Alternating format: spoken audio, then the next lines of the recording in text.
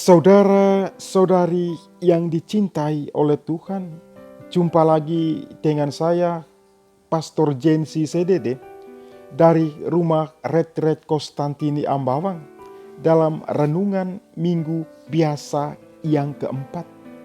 Dan sebagai sumber inspirasi, kita ambil dari Injil Markus, bab 1 ayat 21 sampai dengan 28. Pada awal karyanya, Yesus beserta murid-muridnya tiba di Kapernaum. Setelah hari Sabat mulai, Yesus masuk ke dalam rumah ibadat dan mengajar. Orang-orang takjub mendengar pengajarannya, sebab ia mengajar mereka sebagai orang yang berkuasa, tidak seperti ahli-ahli Taurat. Pada waktu itu, di dalam rumah ibadat itu ada seorang yang kerasukan roh jahat. Orang itu berteriak, "Apa urusanmu dengan kami, hai Yesus orang Nazaret? Engkau datang hendak membinasakan kami.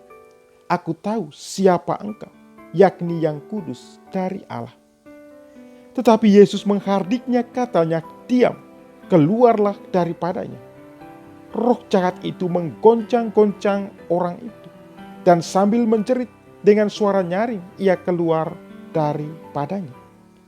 Mereka semua takjub, sehingga mereka memperbincangkannya, katanya, "Apa ini? Suatu ajaran baru? Guru ini berkata-kata dengan kuasa. Roh-roh jahat pun ia perintah, dan mereka taat kepadanya." Lalu tersebarlah dengan cepat kabar tentang Yesus ke segala penjuru di seluruh daerah Galilea. Demikianlah Injil Tuhan. Terpujilah Kristus.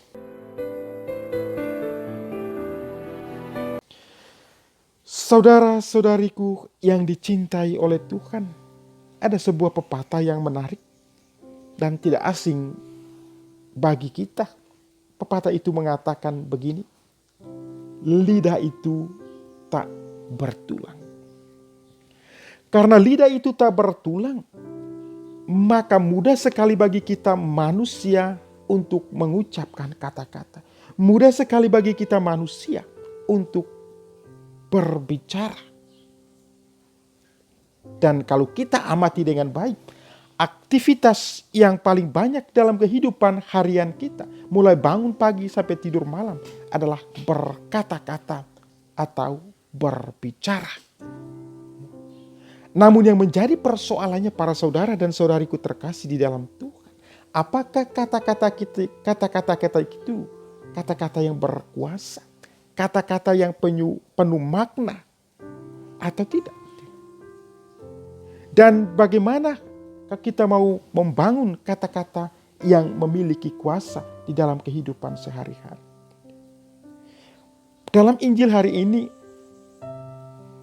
Yesus mengundang kita untuk merenungkan kembali bagaimana kita berkata-kata. Yesus pada awal karyanya, dia pergi ke bait Allah, dia mengajar orang banyak, dan ketika ia mengajar, orang terpesona, orang merasa kagum, orang merasa terperangah. Pertanyaannya, mengapa demikian? Karena pengajarannya penuh dengan kuasa. Kata-katanya penuh dengan kuasa. Dan dikatakan orang-orang takjub mendengar pengajarannya, sebab ia mengajar mereka sebagai orang yang berkuasa. Bahkan dikatakan guru ini berkata-kata dengan kuasa. Nah, para saudara dan saudariku terkasih, setiap kata yang keluar dari mulut Yesus adalah kata-kata yang berkuasa. Sehingga mereka takjub, dan kata-kata Yesus yang penuh kuasa ini pertama-tama bukan hanya mengagumkan, bukan hanya mempesona para pendengarnya, tetapi kata-kata Yesus yang penuh kuasa ini mampu mengusir iblis dari seorang yang kerasukan setan. Iblis pun tunduk akan kata-kata Yesus yang penuh kuasa itu. Nah, saudara dan saudari terkasih di dalam Tuhan, hal lain yang dapat kita lihat dari apa yang dikatakan Yesus ini. Kata-kata Yesus yang penuh kuasa bukan dikatakan untuk mencari popularitasnya, bukan juga untuk mencari kehormatan, atau bukan juga mencari kepentingan dalam diri. Yesus menggunakan kata-kata yang penuh kuasa untuk menghadirkan kebaikan bagi kehidupan sesama di dunia ini. Yesus menggunakan kata-katanya yang luar biasa untuk memberikan kehidupan kepada manusia. Dan pada akhirnya kata-kata Yesus yang penuh kuasa sungguh membawa keselamatan bagi orang yang percaya kepadanya. Nah, saudara dan saudariku terkasih yang dicintai oleh Allah. Sekarang mari kita melihat dalam kehidupan kita sehari-hari.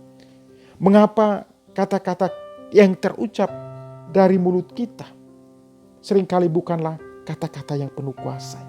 Salah satu contoh misalnya dalam kehidupan, kata-kata yang kasar, baik dengan istri, dengan anak, dengan keluarga, atau dengan siapa saja. Tidak ada yang benar yang keluar dari mulut kita. Sering kata-kata kita itu kata-kata yang menyakitkan orang lain. Juga kata-kata yang mengandung unsur gosip di dalamnya. Singkatnya, kata-kata kita setiap hari itu kebanyakan tidak punya kuasa, tidak punya arti, tidak punya makna di dalam kehidupan kita. Karena itu Rasul Paulus dalam Efesus bab 4 ayat 29 mengatakan, janganlah ada kata-kata kotor keluar dari mulutmu, tetapi ucapkanlah hanya kata-kata yang baik yang dapat meneguhkan pada waktu yang tepat dan berguna bagi mereka yang mendengar. Mari kita menggunakan kata-kata yang meneguhkan. Mari kita menggunakan kata-kata yang berguna, bukan omong kosong. Kata-kata yang memiliki kuasa, tentu para saudara dan saudariku terkasih selalu menghadirkan kebaikan, selalu menghadirkan kebenaran, dan pada akhirnya mampu membawa keselamatan, mampu membawa damai, kerukunan bagi sesama di dalam kehidupan ini. Bagaimana cara membangun atau memakai setiap kata agar memiliki kuasa? Injil hari ini, Yesus mengatakan, Injil hari ini kita mendengar, iblis mengatakan, aku tahu siapa engkau, yakni yang kudus dari Allah. Kesadaran Yesus sebagai yang kudus dari Allah membuat setiap kata yang keluar dari mulutnya adalah kata-kata kudus. Kata-kata yang kudus tidak lain adalah kata-kata yang benar, kata-kata yang baik, kata-kata yang memberikan kesejukan kepada orang lain, kata-kata yang memberikan kehidupan bagi sesama, dan pada akhirnya bisa menyelamatkan orang lain. Tentu para saudara dan saudariku terkasih, kita semua adalah yang kudus dari Allah. Sebagaimana dikatakan dalam 1 Yohanes bab 3 ayat 1, kita adalah anak-anak Allah. Kalau kita anak Allah itu kudus, maka hendaknya kita pun kudus. Kudus di dalam perkataan, kudus juga di dalam perbuatan kita sehari-hari. Perkataan yang kudus adalah perkataan tentu yang memiliki kuasa. Perkataan yang kudus tentu perkataan yang memiliki makna dan arti yang baik bagi sesama.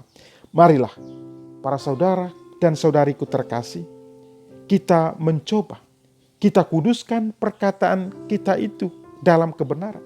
Kita kuduskan kebaikan kita kuduskan keselamatan. Maka dalam setiap kata yang kita ucapkan dan kuasa, ada kuasa di sana. Kata-kata yang kudus dari kita membuat kita juga semakin kudus dan dikuduskan oleh Allah.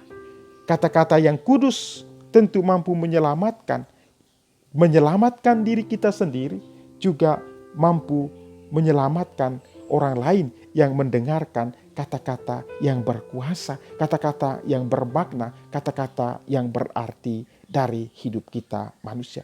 Marilah para saudara dan saudariku terkasih, kita gunakan kata-kata kita untuk membangun kebaikan, kerukunan, dan juga kesejukan, serta mampu membawa keselamatan bagi orang lain. Bukan kata-kata yang selalu menghancurkan atau membinasakan sesama. Tuhan memberkati kita semua.